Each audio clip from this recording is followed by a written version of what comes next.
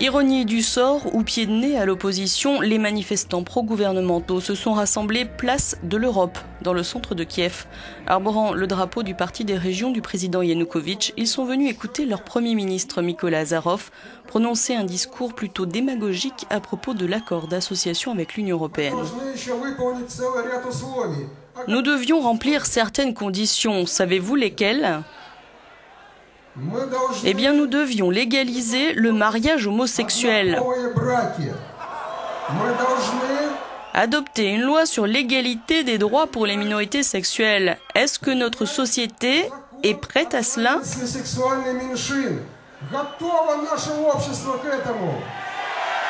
Et la foule lui a répondu non.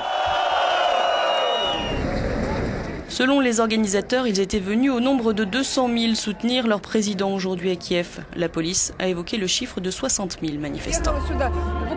Comme pour appeler à rejoindre le mouvement, cette femme explique que ça lui a pris seulement 10 minutes pour être prête pour cette manifestation.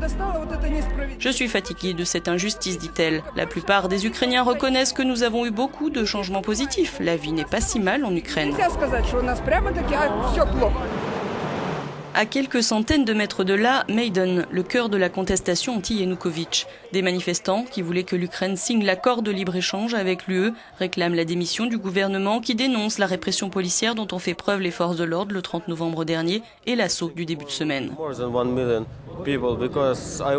Je pense que demain il y aura plus d'1 million de personnes. J'étais là dimanche dernier et il y avait vraiment beaucoup de monde. On ne savait plus où aller. Vraiment, je pense que ça sera sympa.